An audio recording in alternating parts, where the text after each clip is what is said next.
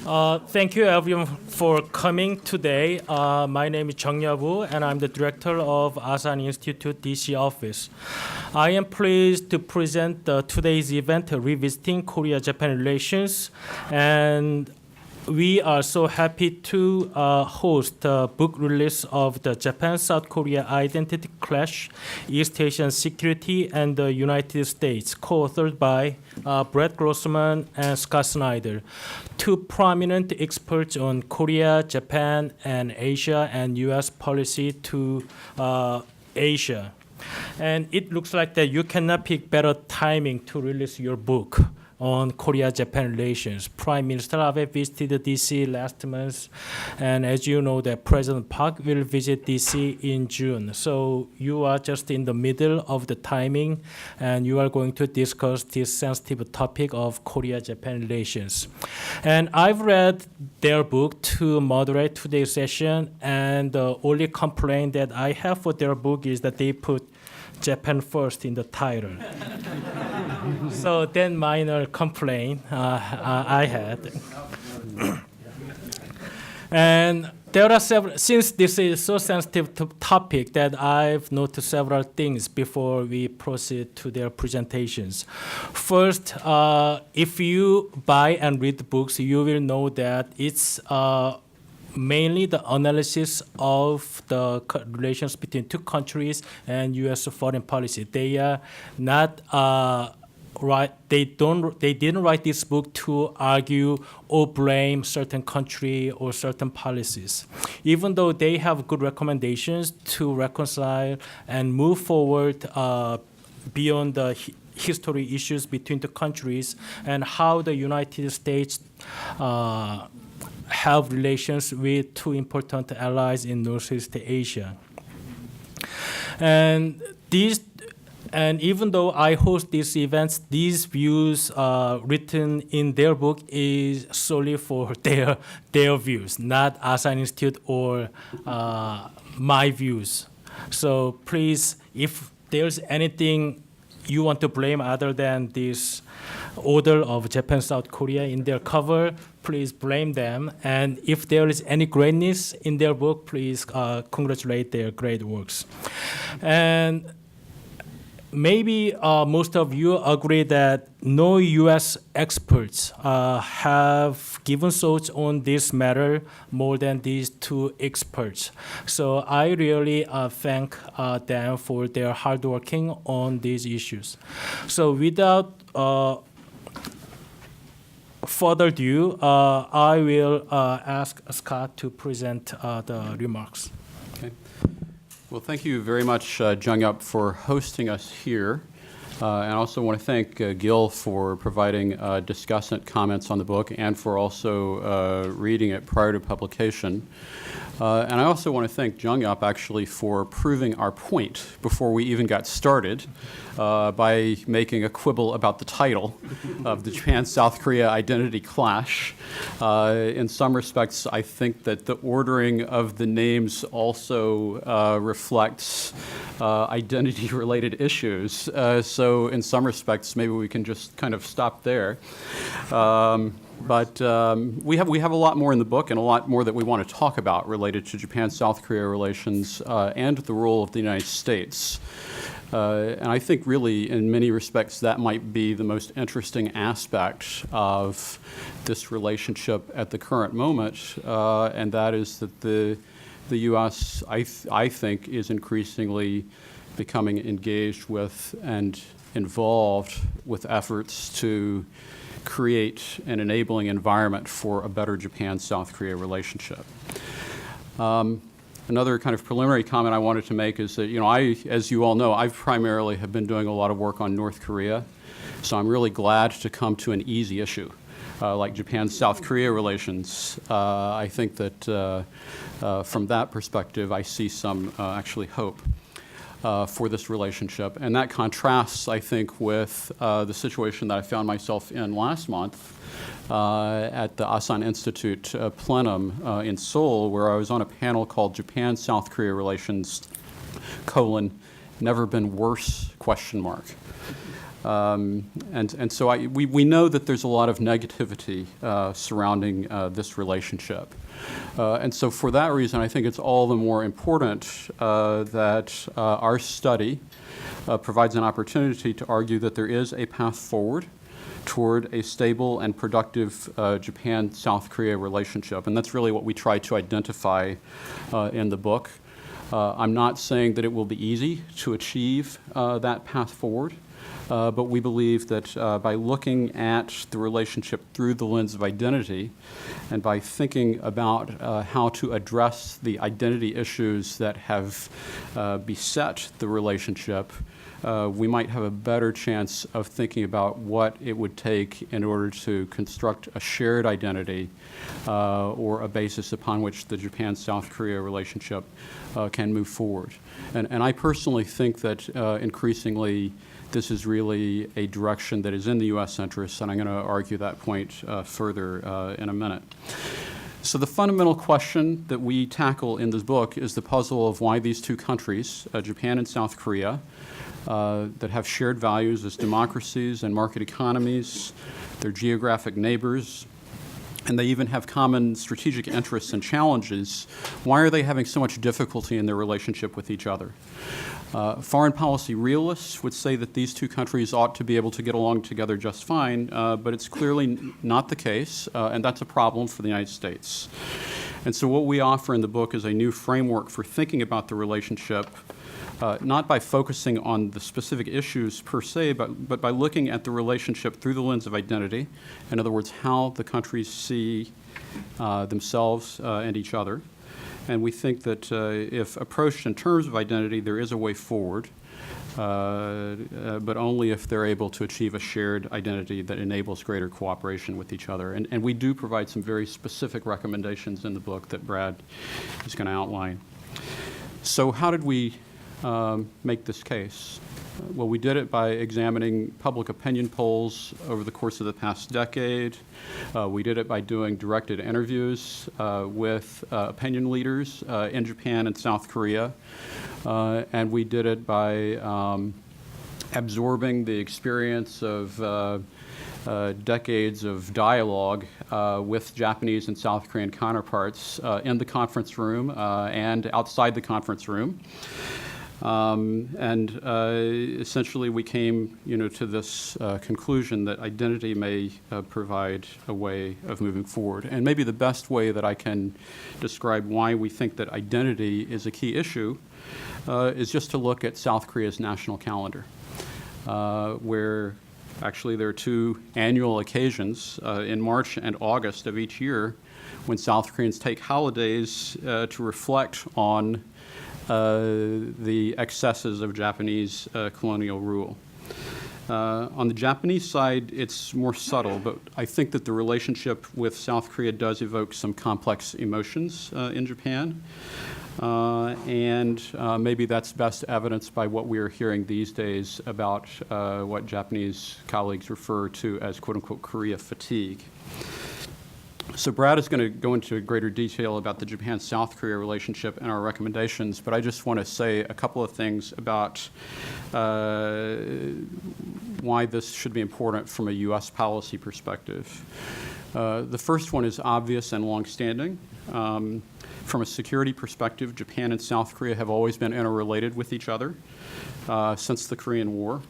And thinking about security of the two countries has always been interlinked, even if the traditional means of managing those security interests has been through the establishment and evolution of separate alliance relationships. Second, I think that we saw in the 1990s, with a focus on the emergence of the North Korean nuclear crisis, that an effective response to North Korea required greater coordination among the U.S., Japan, and South Korea. We saw the establishment at that time of the Trilateral Coordination and Oversight Group, which actually coincided with, I think, the high point in the Japan-South Korea bilateral relationship. But unfortunately, we've seen that Trilateral Coordination and Oversight Group has actually fallen on hard times, in part because of difficulties in the Japan-South Korea relationship. And then thirdly, and maybe most important at this stage, I think the U.S. rebalance provides a new frame for, again, thinking about the Japan-South Korea relationship. And I think that it implicitly anticipates and, in fact, expects that alliance partners will cooperate with each other. And so I think that we can see that the U.S. has a growing interest in and maybe a growing role in facilitating efforts to bring Japan and South Korea together. And so, in fact, I would argue that everybody's focused on the TPP as the critical issue that shows whether or not the rebalance can go forward. But I think another issue that is at least as important is whether or not the United States can create an environment where Japan and South Korea can pull together with each other.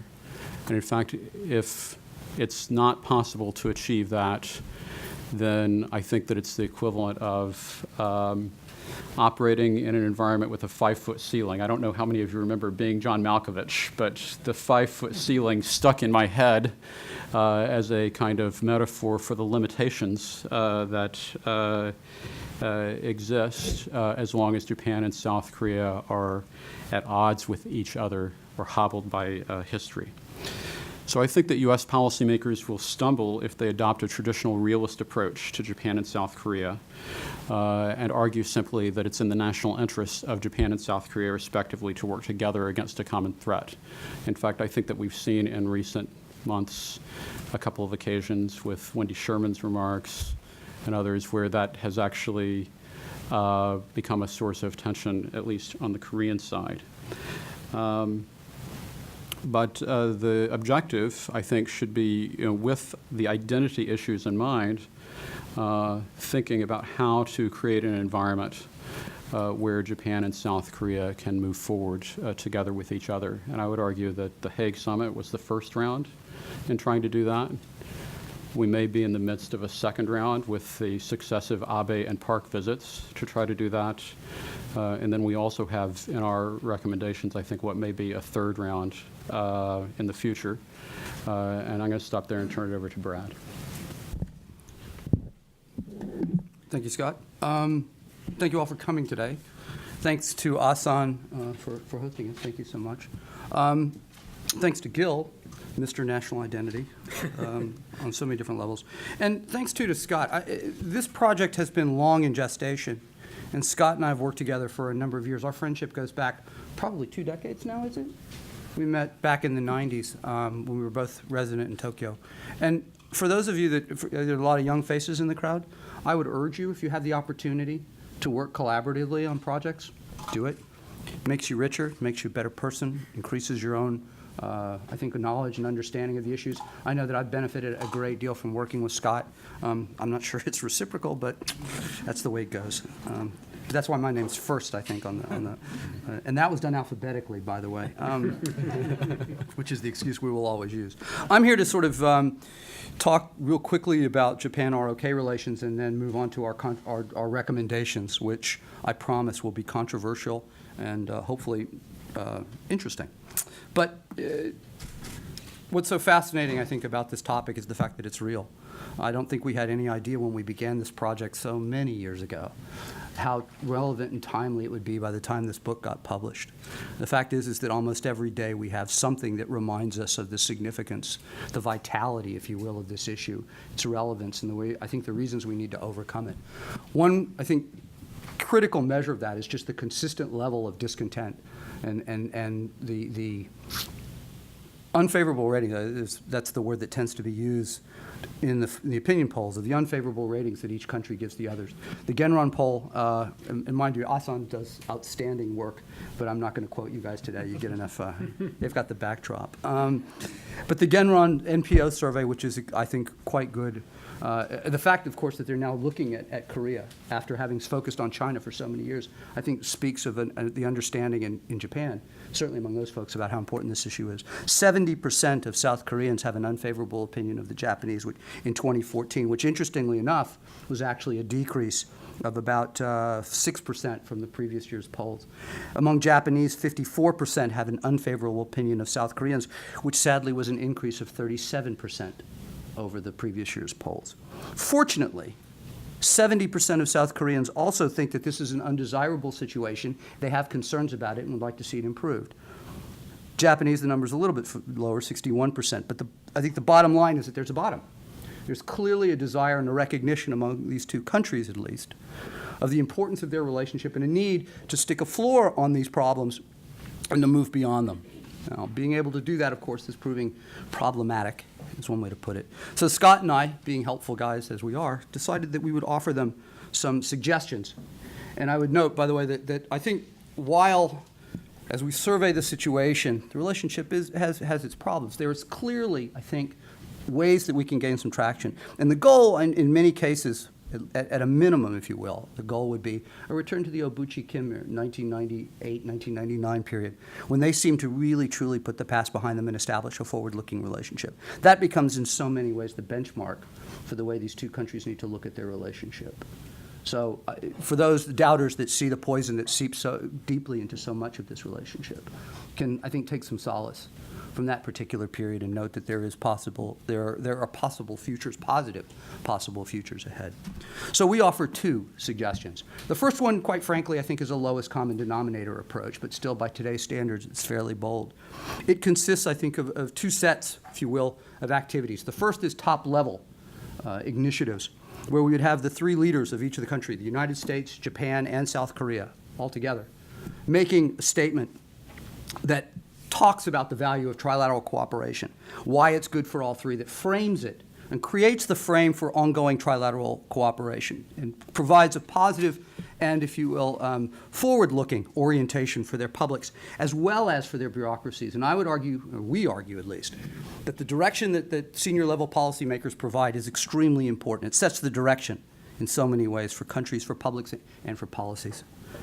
We would, in addition to these larger statement, we would suggest that they should be having regular trilateral meetings on the sidelines of the larger summits, the UNGA, wherever else, if they're going to APEC, if they're going to other large international gatherings. They should make it a point of ensuring that the three of them get together, again, to reinforce the messages of the significance and the importance that they attach themselves to trilateral cooperation.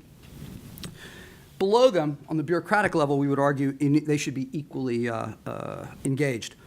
One of the suggestions that we have is for a regular trilateral deterrence dialogue. This is an outgrowth of some of the issues and work that my organization does. We've been focusing very much on ways that the three countries can be working on extended deterrence, on largely deterrence, but also in a whole-of-government approach, which again I think speaks as well to Scott's comments about the rebalance, that the United States is pushing for a large whole-of-government engagement in Asia policy. And I think we see that in the recent statement that came out of the joint vision statement during Prime Minister Abe's visit.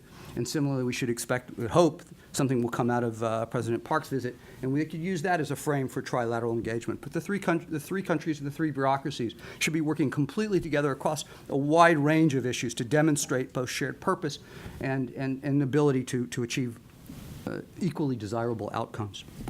Another option is the defense trilateral talks, which have been going on since 2008. We would urge them to be stepped up, take on more issues. We suggest as well that the third country should be included more often as observers on bilateral maneuvers that the other country has. So, for example, if the United States and Korea, for example, hold military exercises, the Japanese should be observing and vice versa. One thing in our other work that we've discovered is that there is a certain lack of transparency and complaints by the third party about the other bilateral. That Japanese typically complain about what's going on in the U.S.-ROK alliance, and South Koreans complain about developments in the U.S.-Japan alliance. That seems to be easily remediable, and we'd hope that this would be one way to get past that. An additional opportunity would be, of course, to bring in additional countries such as Australia, so that the U.S.-Japan-Korea trilateral perhaps becomes a U.S.-Japan-Korea quadrilateral.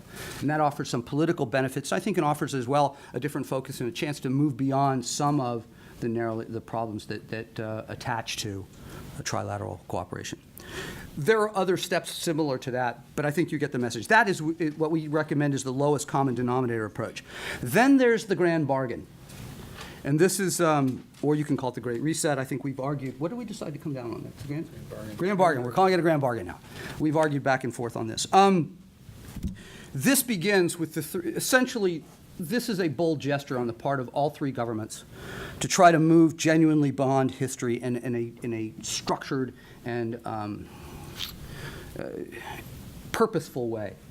I think the first issue is really, if you will, somewhat bureaucratic. This one is a larger, not so much whole of government, but I think whole of society approach. And it begins, I think, with the American acknowledgement that its fingerprints are over virtually every act in the 20th century, and the U.S. has a very important and positive role to play, and powerful role to play in the historical reckonings of the 20th century. That in itself I expect to be quite controversial, but I think that that framing is very, very important. We would look for, I'll leave it at that. We look then to Japan to be equally forward-leaning in its taking state responsibility for its acts in World War II and for making statements directly addressing those questions of state responsibility. As a gesture that would reinforce those larger statements, we call upon Japan to give up its claim to Takeshima Dokdo. Stunned silence. And we also call for payments from the Japanese government to the comfort women. On the ROK's part, it would formally accept all of those statements. It would declare, if you will, an end to history and a desire to move forward and to create a forward-looking relationship in Northeast Asia and more broadly in the Asia-Pacific region and hopefully in the world itself. We call for a new Japan-ROK Treaty of Friendship that would have 5 principal features. One is a declaration that the two countries would never use war or force as a means of resolving their disputes, that there would be Japanese declaration of support for a united Korean peninsula under Seoul, that the three countries have shared, or the two countries, at this point Japan and South Korea, shared values and interests, that South Korea would recognize Japan's legitimate role in the creation and maintenance of regional security and stability. And finally, we call for the two countries to establish a joint day of commemoration for them to celebrate the beginning of peace at the end of World War II rather than the end of war. There's a lot more here, and there's a great deal to talk about. But I think the key issues are that we see this as primarily a moral reckoning. The grand bargain is really getting beyond the politics and the legalities of this and reframing this entire discussion, as you will, as a question of identity and of one that takes on far more than the mere politics and the policies that the three countries seem to be absorbed with. It will be very controversial, and I expect considerable blowback, or we expect considerable blowback from all three countries. Nevertheless, I think it's the right thing to do. And courageous leadership on the part of all three governments could move each of them forward in new and novel ways and create, I think, to totally recalibrate, shift in a tectonic fashion the landscape and the architecture of Northeast Asia. There's a lot more there, but I think I'll just stop with that and turn it over to Gil. Yes. Thank you both Scott and Brett for their presentation, and I feel that the silence after you made certain controversial recommendations for three countries. And now we have discussants for their book. Our own Dr. Gil Roseman, who is the chief editor of the Asan Forum, our own web journal. And since he's already made very good things about their books, so I don't know whether he can challenge their views. But please, Gil. Well, thank you, Jung-Yup. I must say that it's a privilege to be at this occasion, to be part of a discussion of a very timely, very bold, as you understand, and very promising basis for further analysis and further discussion of what must be done. So this is a delight to be here. But of course, I consider this occasion, and I regard these various occasions as Asan roundtables, to be not an opportunity so much to celebrate as an opportunity to build.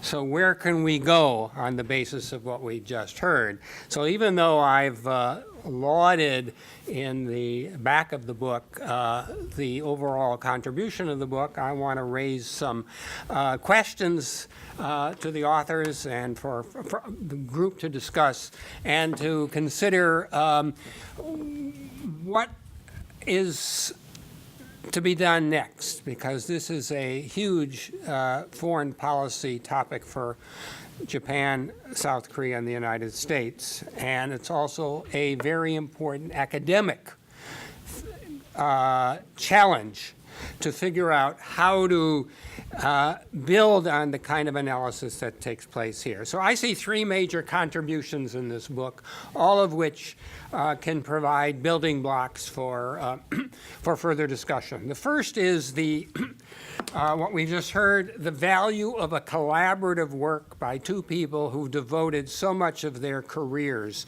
to understanding the respective countries they are covering and putting their heads together and figuring out what they can say jointly.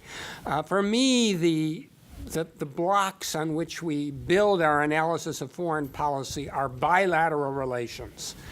And this bilateral relationship is a particularly important one for understanding the future of the Asian region. I think we know pretty much where Japan's foreign policy is headed, and probably where China and the U.S. foreign policy is headed, and people have more uncertainties about South Korean policy in the years ahead, and so focusing on this bilateral relations is a particularly good way to delve into what we might see as the options for South Korea and how Japan prepares for them, makes one choice or another more likely. So this bilateral book isn't just the issues of the month. I mean, there's so much coverage of the month-by-month problems over the comfort women, over the territorial issue, over Yasukuni visits and themes like that. It provides some historical depth. It provides public opinion evidence to interpret these issues. It reflects on the broader themes involved. So it's nice to have a bilateral book at this point on this relationship, and I can think of no other book that is of this value.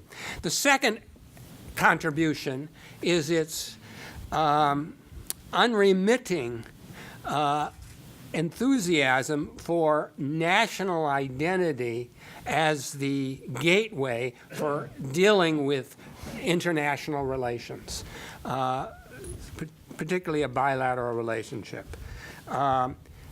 This is presented as a deeper approach, as an approach that doesn't exclude analysis of international relations. Some people focus on national identities almost exclusively in terms of one country's debates and one country's own challenges. Here it's brought into the bilateral fold, and it's also tied very clearly to security, which isn't so often done. So I think that's a nice contribution.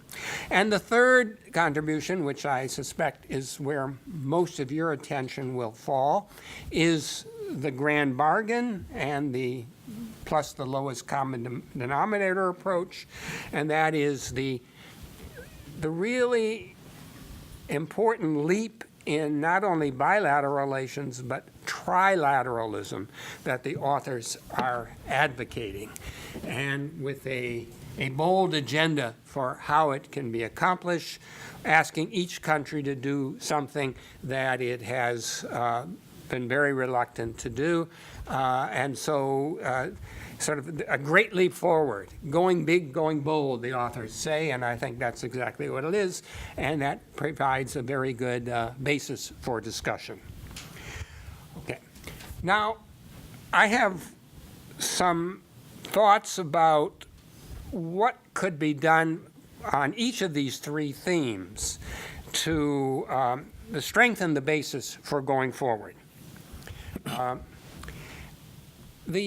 Perhaps the most important is that although this is a national identity approach to the problems, the causes of the problems between the two countries, I find that the argument for how they can go forward is heavily weighted to national interests centered on security, rather than a further examination of what kinds of national identities will be present in the countries once they make the decisions they are being asked to make. In other words, it's sort of a jump from the identity discussion, here's what got us into this problem, to the security discussion, here's how we can get out of it. Although there is talk about the universal values, the acceptance of the overall identity theme. But in a way, this reminds me of the arguments at the end of the Cold War in the early 90s about how the problem was the communist identities, and the solution is embracing universal values and a shared global identity, or a shared approach to solving problems, in this case, security problems in particular. Well, how does that fit in with the evolving identity themes in the countries themselves? And if you look at the evolving themes in Japan in recent years, they're being driven by Abe.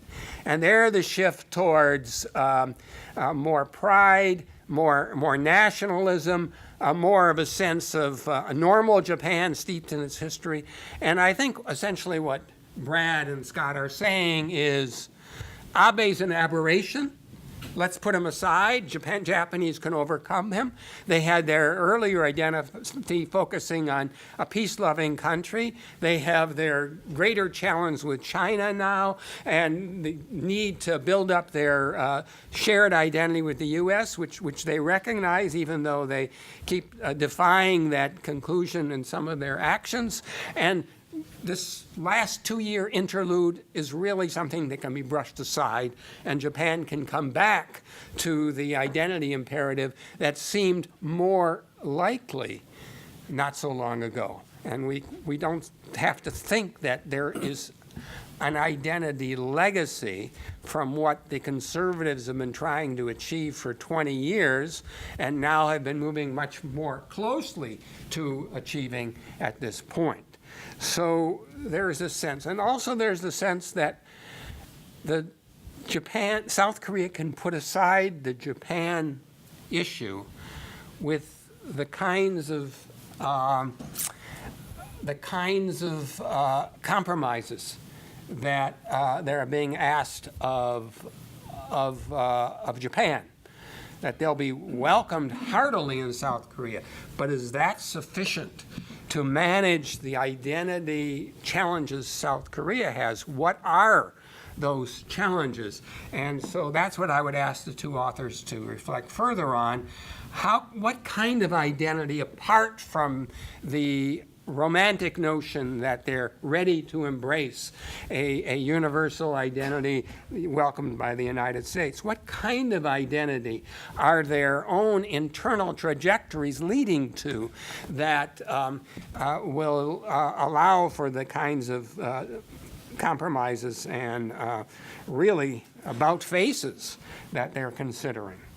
So with regard to the bilateral analysis, I found both chapters that they wrote on their own countries and then the joint coverage of the two countries very much worth reading.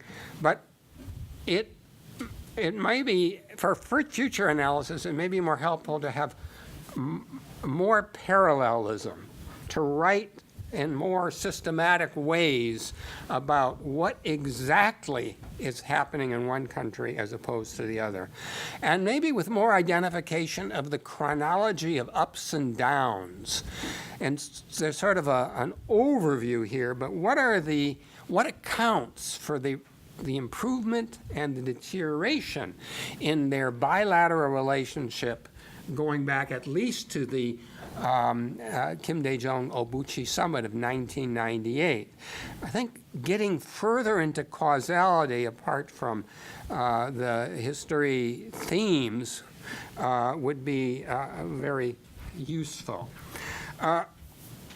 Another issue is treating the history of the U.S.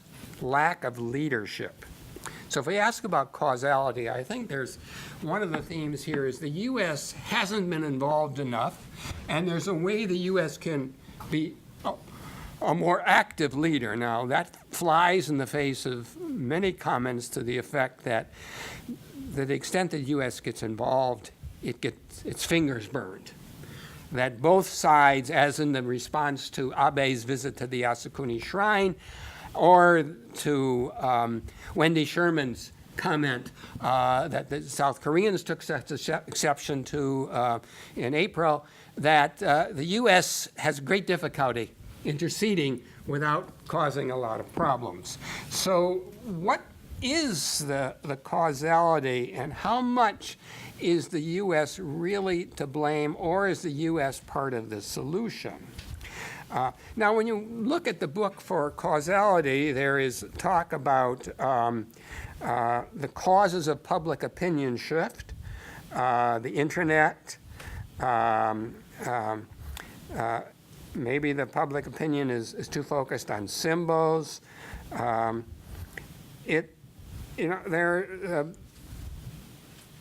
I think that public opinion data tends to be rather volatile, as we heard in the change from year to year, from 2013 to 2014. So it may be that public opinion data is not going to be where you're going to find a lot of causality.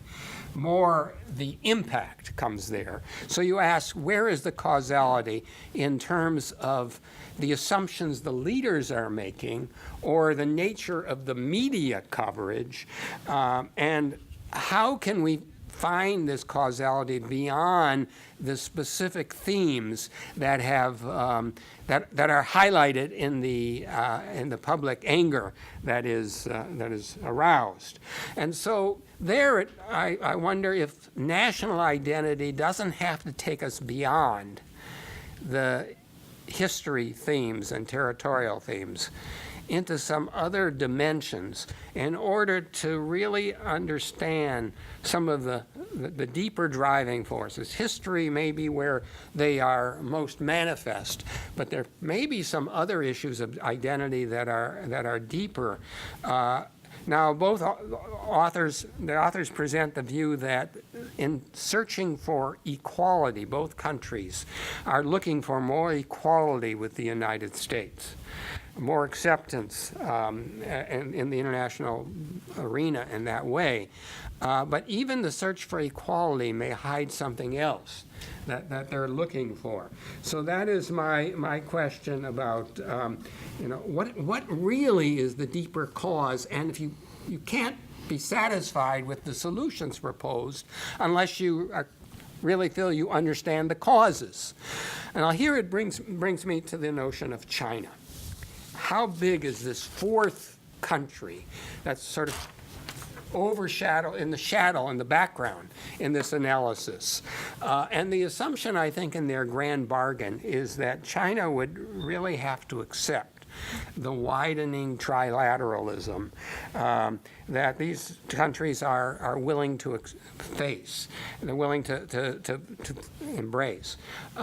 Whereas I think that China's response would be much tougher than they've suggested. And it would concentrate on South Korea. And therefore, I think one has to anticipate the danger of responding to China now after encouraging China, even to the point where many in China have written about South Korea developing a sort of equilateral triangle with the United States, China, and South Korea, and trying to satisfying the United States. And South Korea's response to Japan has been consistent with China's response. And on September 3rd, Park Geun-hye will undoubtedly be in Beijing, and China will be trying to celebrate similarity of thinking, and as they've tried in previous meetings with her, and to say that she's now going to say, no, I don't have any historical problem with Japan. Japan. Besides, I'm joining in a strong trilateralism with the United States is something that China, I think, will respond to very negatively.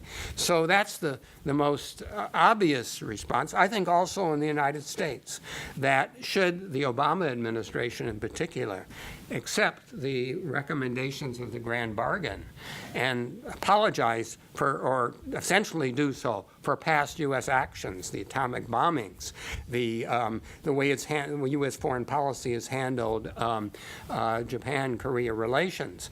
I think this would come as an incentive to the Tea Party and the Republican candidates to say this is a betrayal of American national identity. This is an indication of a leader who can't be trusted to stand up for the U.S. So the national identity problems in all three countries would come to the fore. There would be sharp opposition to this among progressives in these countries and among the Tea Party in the United States, among some of the conservatives in these countries. Sankei would not take this line down in Japan.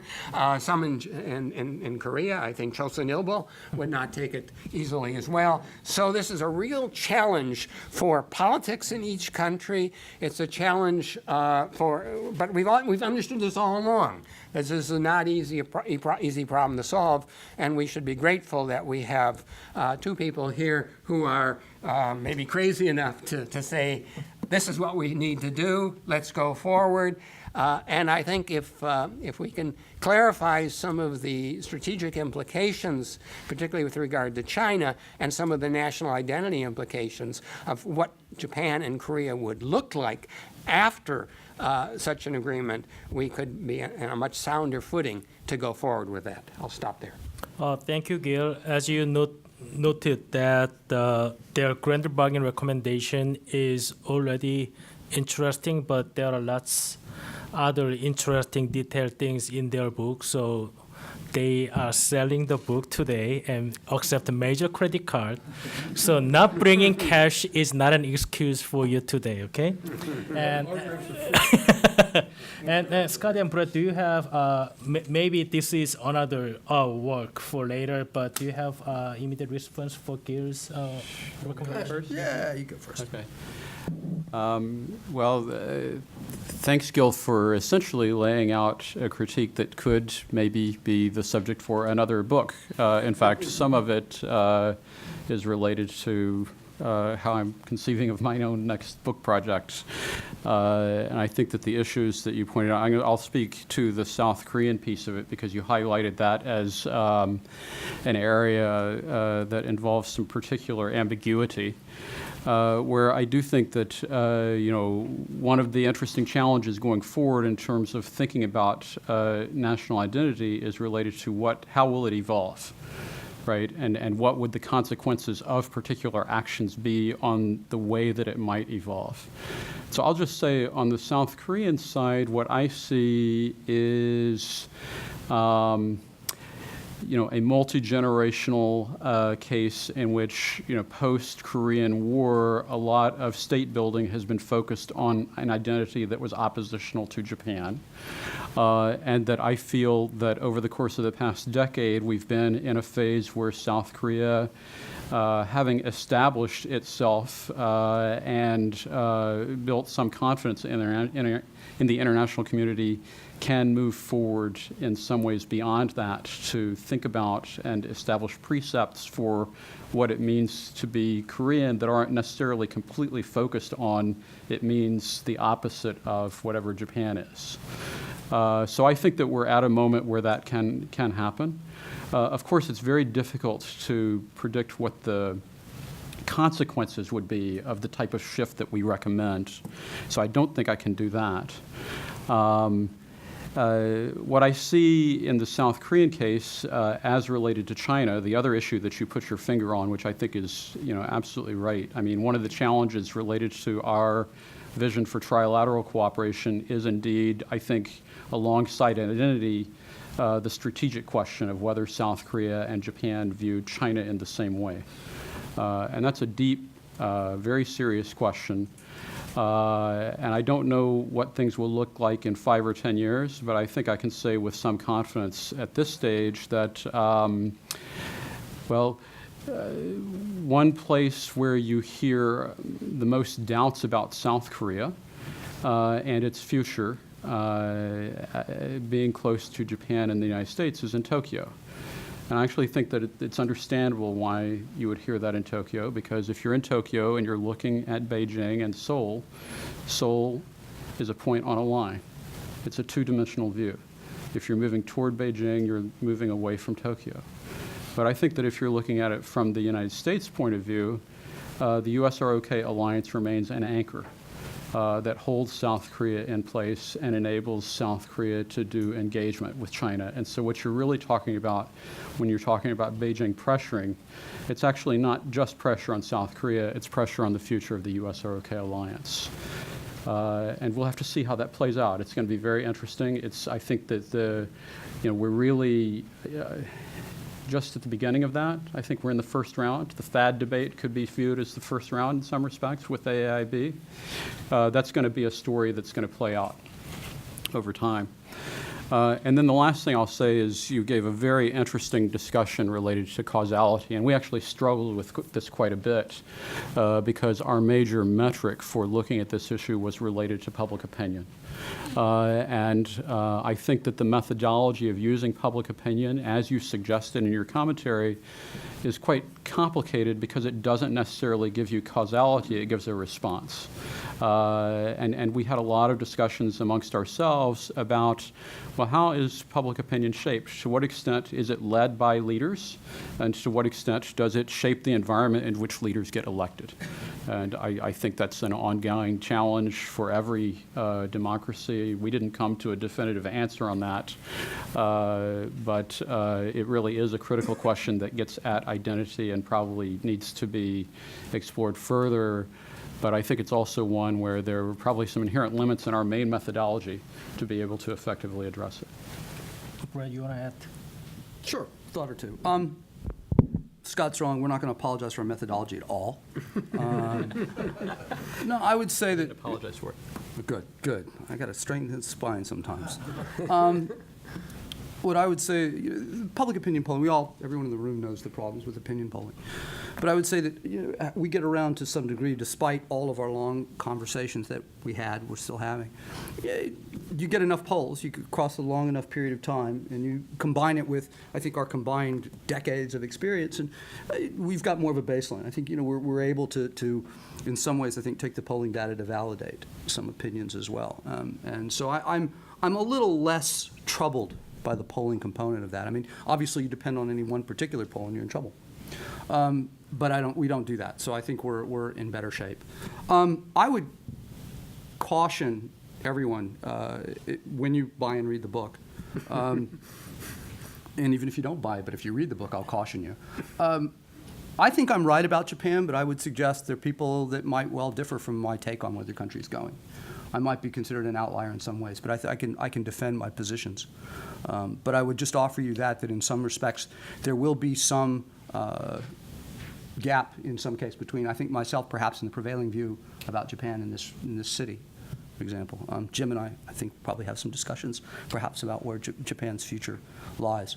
But I would just offer that as something of a footnote in terms of interpretations. In regard to China, we actually take it on, I think, pretty well in the book. And I think the fact of the matter is that there are policy contention or policy parameters of the China discussion that are overlapping with the national identity piece. But I think we try to sidestep some of these broader issues by framing them as identity issues. And then I think that if you do, as Gil suggested, which I think we tried to do, and perhaps obviously didn't succeed if you're suggesting we do more, is frame the responses as national identity replies, if you will, to some of these policy issues. And if we are correct in the way that we assess the two countries think about national identity and have the potential to think about national identity, then my feeling is that they can finesse some of the China problems. Can, potentially. And that takes me to the last question, or that I want to just address now, which is the obvious political sensitivities that attach particularly to the grand bargain, but just about anything that brings these three countries together in these particularly contentious times. Maybe it's me living in the Sandwich Isles and our sunny disposition and the trade winds, which keep us from getting as humid as it is here.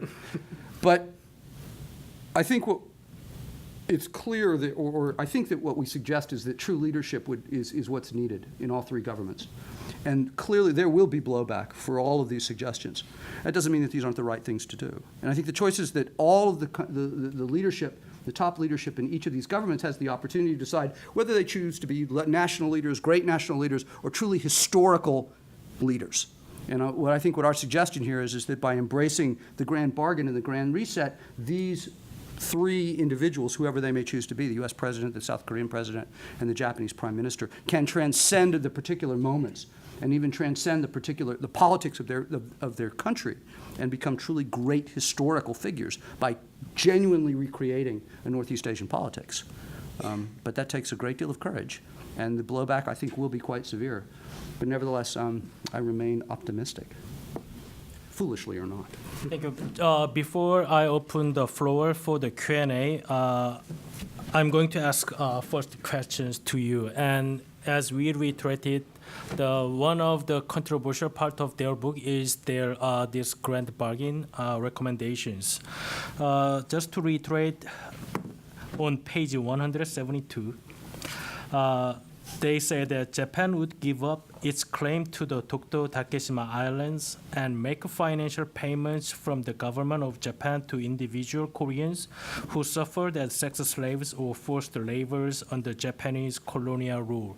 And you anticipated the controversy since there are Korean and Japanese press here. So how important this conclusion or recommendation will be, and what might be the U.S. role to make this happen, do you think? Because current the U.S. official position is that encourage discussion but not intervene or mediate between the countries. So. Well, I guess we can thank the governments of Korea and Japan for not overtaking our book because, publishing process takes a long time, and we prepared this over a year ago, really. In that sense, it's obviously a difficult set of issues that are being grappled with. I think that the United States is not likely to get directly involved in the bilateral components of the relationship. But I think that it's clear that the U.S. can help create an enabling environment for the two countries to address some of these issues. And so I think that's really where, and even I think that we've already seen the U.S. be involved, I think, behind the scenes in establishing a pattern of adherence to past statements. The Kono and Murayama statements, I think, were important. The Kono statement was critical for the Hague summit to occur last year, and Prime Minister Abe's decision to initially state that his government was going to adhere to that statement. I think, likewise, his statement at the joint press conference with President Obama a couple of weeks ago was important. Really, the main thing I think on this set of issues for the South Korean media and public to understand is that there's been a lot of debate over the course of the past couple of weeks about Prime Minister Abe's visit to Japan. But essentially, the South Korean media and public have been debating the meaning and significance of the play after watching Act 1.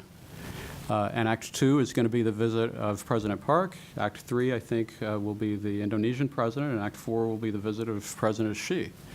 And so if you want to make an evaluation of what this all looks like in the end, I think you have to wait until after the play, after we've reached a point of completion in terms of at least what the Obama administration has planned over the course of the rest of this year. I had a couple of thoughts. Number one, in terms of how important are those particular concrete gestures, very important. They are the exclamation points. They are, if you will, the proof of the sincerity. I would note, for example, in the Takeshima Dokdo dispute, the argument, and we're quoting other authorities, so you don't just have to take our word for it, but that, in fact, that Japan is unable to reclaim the island. So from our perspective, it seems as though Japan is smarter to reclaim the moral high ground and again, make a gesture to South Korea that is irrefutable. extremely controversial as well. But if Japan has, which it has, denied that it will ever use force to resolve any territorial disputes, and South Korea has occupied the islands as it does, or administer, or whatever the appropriate verb is, then we're in a stalemate where all Japan is doing is roiling the waters, and it seems to us to make sense to make this sort of gesture. In regard to the U.S. role, I mean, let's be very clear. We're not talking about U.S. arm twisting. The United States is not going to into a private room and tell the Japanese nor the South Koreans what to do. Ultimately, this has to be seen as gestures freely made. These cannot be transactional, neither. They must be gestures that are understood to have been made for the purpose of getting beyond history and moving forward.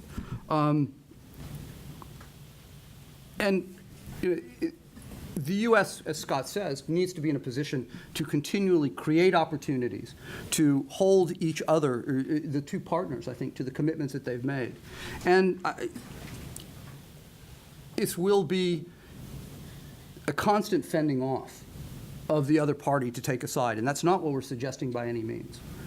But as you survey U.S. involvement around the world, we have gotten deeply engaged in a number of regional disputes that seem to me be every bit as important to U.S. national interest as Northeast Asia. Why is somehow this one immune? I just want to make one additional comment on the Dokdo Takeshima issue, because I know that that is going to be the issue that is going to draw a lot of attention. Really, our decision to make a recommendation specifically on that issue is related to our identity framework and the fact that the public opinion polls show that South Korea has a high degree of intensity on this issue, whereas the degree of intensity with regard to Japanese feelings about ownership over the islands is less strong. The other aspect of identity that comes into play here is that the South Korean narrative has identified Dokdo so strongly with Japanese aggression and as the first step in a process that eventually led to Japanese colonialism. Rightly or wrongly, that is a very dominant narrative. So essentially what we were trying to do is ask the question, based on what we saw in 1998 with the Kim Obuchi joint statement, where, actually what we saw was, that joint statement moved the dial in terms of Japanese public opinion to the positive side, but it didn't move the dial on the South Korean side. And so we were trying to figure out, well, what would it take on the South Korean side to move the dial into the positive territory in terms of South Korean attitudes toward Japan? And I would make the argument that if this set of recommendations doesn't do it, then in fact, maybe nothing will. But of course, both sides would have to hold to the deal and put history in the past in order to be able to move forward. So the question that I think we often hear from the Japanese side is, what would it take? Is there anything that would be enough? Well, we've tried to make a suggestion that we think ought to be enough. Korean colleagues may disagree, but I think, at least from our perspective, if this were pursued and it were not enough, then it would really raise a lot of questions about where the onus lies in terms of problems in the relationship. Thanks, Scott. Now I open the floor for questions, and please identify yourself. Chris. You have Michael to talk. Yeah. Thanks, guys. Wonderful discussion, Gil, especially. As you know, I've been writing about this stuff practically every day for years, it seems like. A couple of quick reactions. If I'm listening to your recommendations from a South Korean standpoint, I'm hearing a lot of concessions that are being asked of Abe from the way a South Korean would look at it.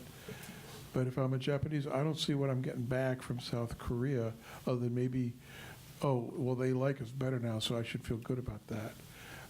How much, this issue of reciprocity it is really important, and it's one of the keys to the Japan fatigue thing that we've all been talking about. So we need to think more about what the Koreans give back, not just saying, okay, finally you apologize in a way, then I'll buy it. You sons of bitches, because that's always the substate.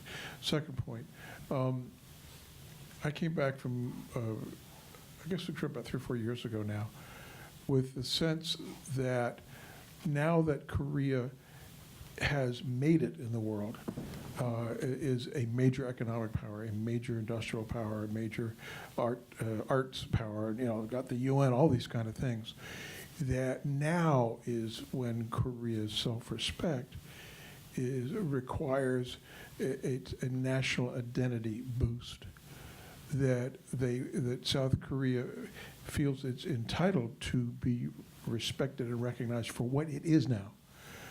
And that's what makes the issue of past Japan apologies not relevant, because they were given back in a period before Korea had made it and felt that confident. So it's a psychological thing, but I think it helps explain why again and again and again these apologies need to be made, because now it's different. It is different.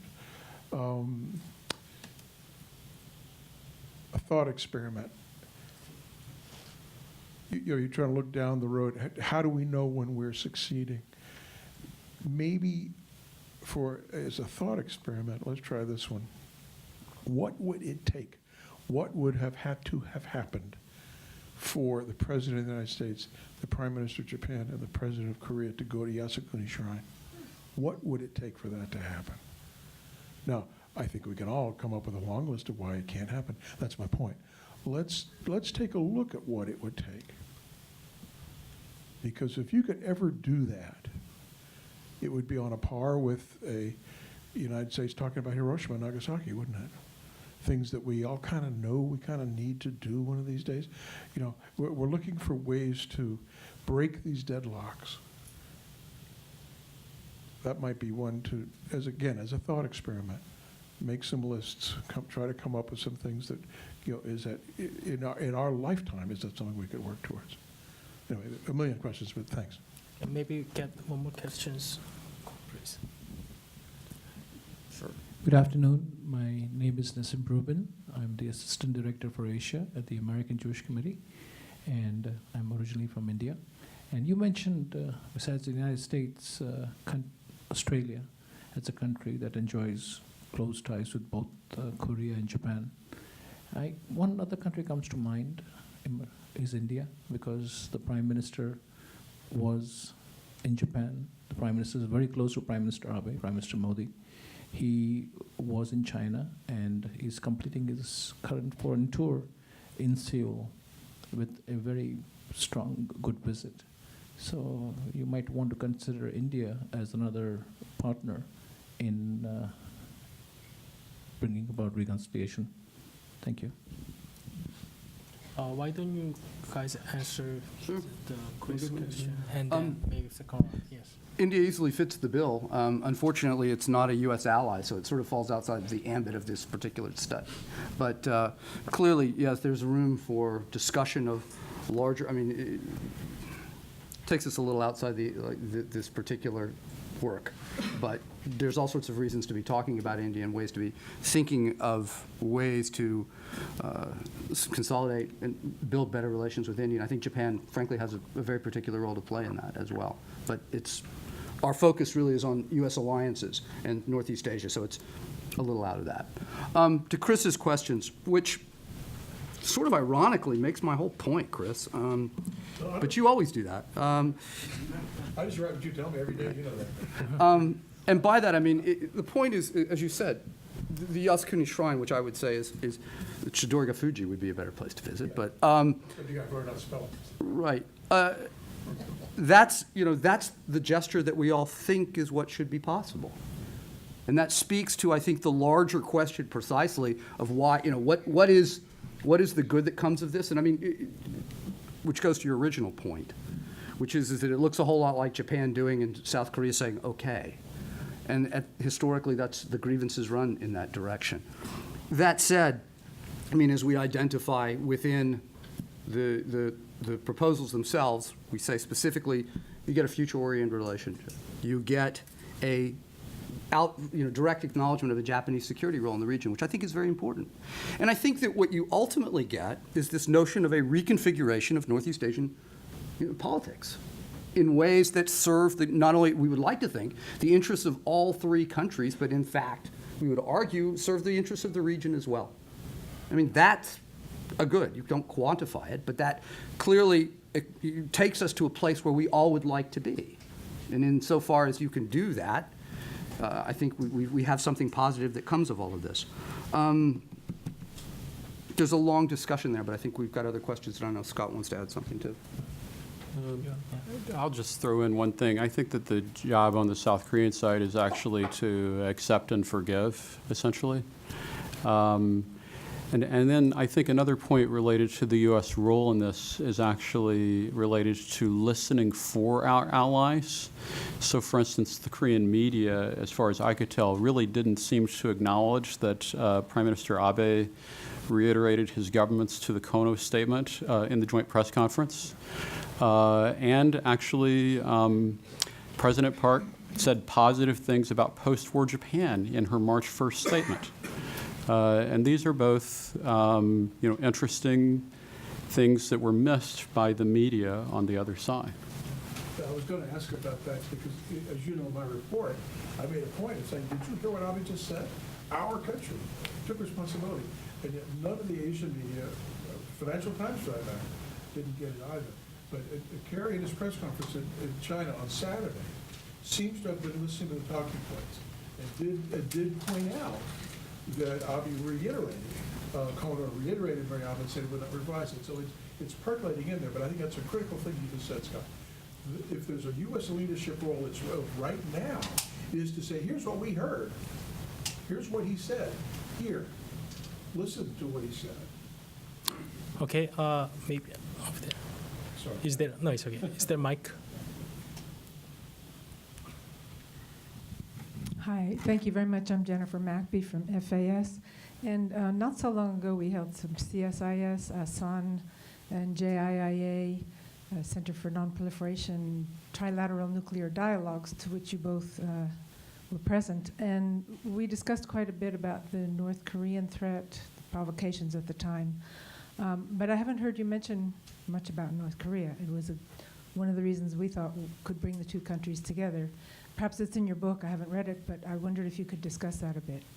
Thank you. Okay. And Mike.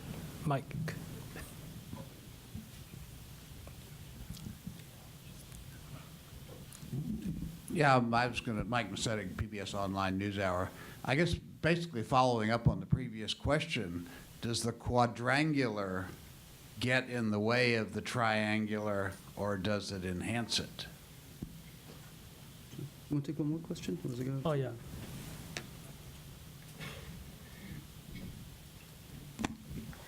Joe Bosco, formerly with the Defense Department. In your polling, I wonder if the questions have ever been asked of South Koreans how they feel about Japan's role in South Korea's own security, that is, as an alliance partner with the United States. What do the South Koreans feel about Japan playing a role to defend South Korea?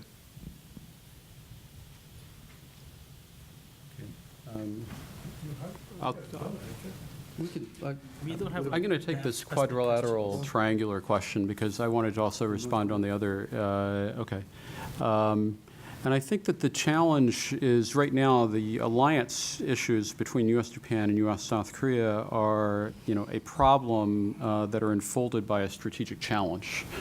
And so I think the key to thinking about quadrilateral cooperation is to make sure that at this stage, the nature of the quadrilateral doesn't become a strategic response to a strategic challenge, that it remains about how to manage, the alliance-related problems or alliance network-related problems, at least for this issue.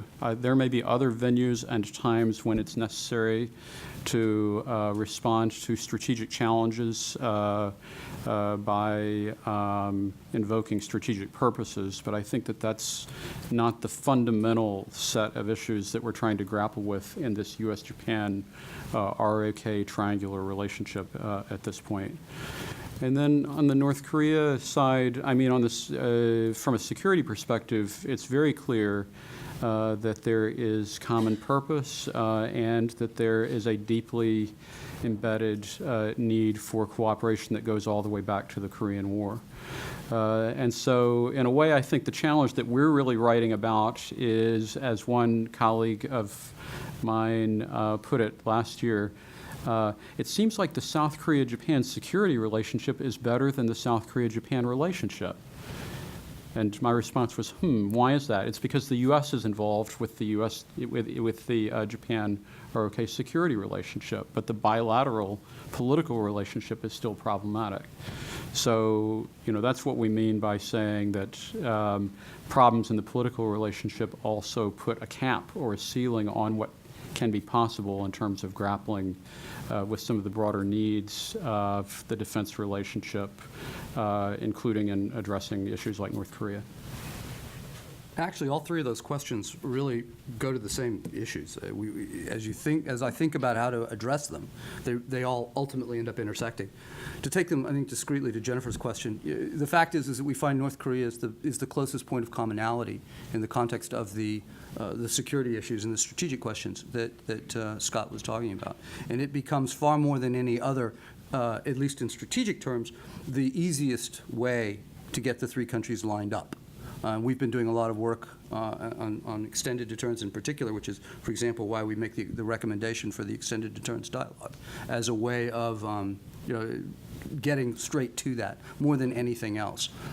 That's number one. Then I think, and that goes to Joe's question about the role of South Korea or the role of Japan in South Korean security.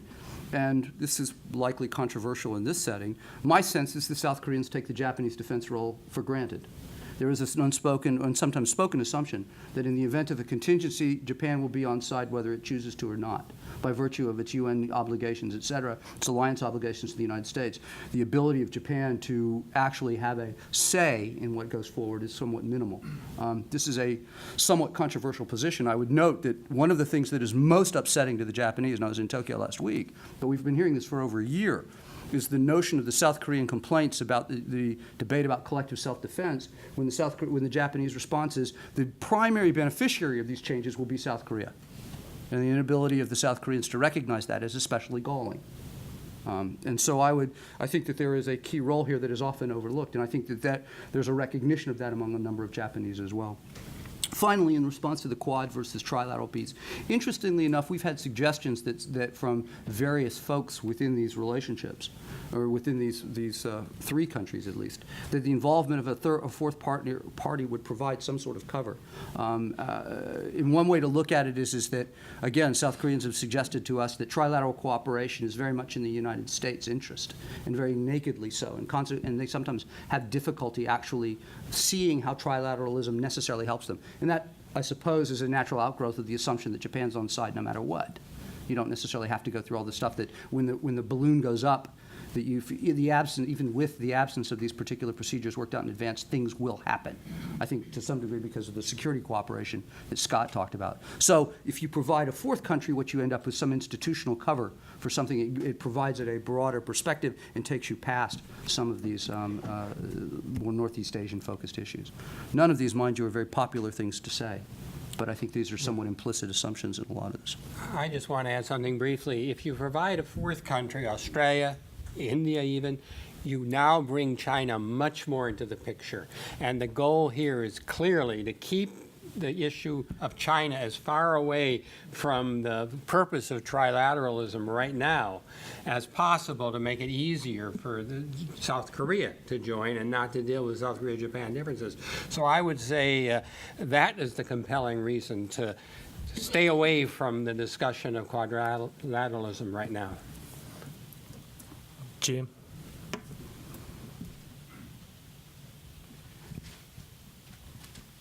Thank you.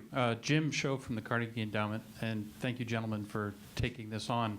Many issues to consider, and I want to build a little bit on, or building on the Quad question, because I haven't thought about this issue as much as you have, but I could make an argument that if you really want to focus on the identity piece of this and the development of a shared identity or a less contentious identity, that you're almost better off going in a group direction and in a Northeast Asia regional direction. So bringing China into that, Russia perhaps to some extent. I'm thinking of Europe, I'm thinking of ASEAN and these efforts to create a sense of broader identity that runs parallel to national identity. Wide-ranging evaluations of success to date. Certainly in Europe, it's fraying. ASEAN, you see different evaluations of how much is possible and how far it's going. But it seems like there would be a chance that you could begin to develop a more collective Northeast Asian regional identity that would be a useful buttress in this regard. But then my follow-up question to that is, to what extent is the alliance with the United States a part of Japanese and South Korean identity? And if it is an important part of identity or an important part of alliance cohesion and alliance strength, then perhaps development of a regional or broader parallel regional identity would actually then undermine that whole thing. And maybe that's the way you actually get at it or not. I'm kind of thinking a little bit out loud here, but I'm curious about those two things, the Northeast Asia regional identity aspect and then the alliance role as a part of national identity in those two countries. Thank you. Thank you. My name is Kakumi Kobayashi with Kyoto News of Japan. I would like any of you on the panel to talk a bit more about the future of the Japan-Korea relations in terms of how to deal with the North Korea. There have been a lot of things happening in North Korea recently, and if something which would be more crucial happening in North Korea in the coming month, such as another nuclear test or a test launch of another long-range missile or something, do you think would that help two countries, Japan and South, are okay to work more closely, or would that just simply encourage the South Korean leadership to deal with the issue in the context of inter-Korea relations? Thank you. Want to take another question? I think Okay. yeah, that's enough. Okay, I'll try to take the second question. The U.S.-Japan, right now I think we're in a situation where actually the U.S.-Japan-South Korea common view on North Korea is the core of an effort to broaden and strengthen an international response to North Korean provocative actions. But it's essential for the core to be there. If there is friction between Japan and South Korea, it's going to be all the more difficult to convince China or Russia to be engaged effectively. Fortunately, I think that there is a core agreement on North Korea among the three countries right now, even despite some of the challenges that we see politically. And I think that has been fostered primarily by the trilateral security cooperation efforts that the U.S. has been pursuing. To turn to Jim's question, there is Asian regional identity building organizations. It's the +3. There's the ASEAN +3. And all this is taking place. In fact, one could always note that we seem to forget about that it's okay. Trilats are okay as long as the U.S. is left out of them. Everybody else, the U.S. engaged trilats for some reason. There's something wrong with that. I think there are these parallel efforts that are taking place, and I don't see them as necessarily being problematic. There's a larger debate here about China, quite frankly, and the degree to which we are prepared to overly sensitize ourselves to Chinese concerns. And this is I think shifts the focus of our discussion perhaps away from the national identity among these three and Chinese national identity, which I think Gil's tackled once or twice in the past. But there's a broader debate here, or a broader discussion that probably best over drinks rather than at this particular table this evening. But I do think we need to be, the thrust of the book and the thrust of the argument is that there is a genuine benefit to be made by moving into this national identity context for thinking about ways to align countries' interests and policies. And we need to give it will never, I think, override every other consideration. We're certainly not making that case.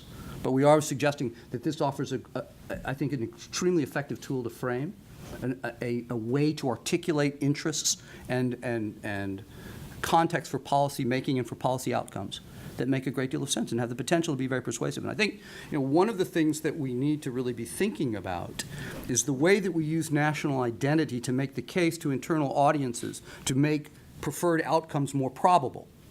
And that's I think really where one of the great strengths of this particular approach lies, and one to which, we all acknowledge, as in Chris's question, that these are very desirable outcomes. So the question becomes, how do we get to them?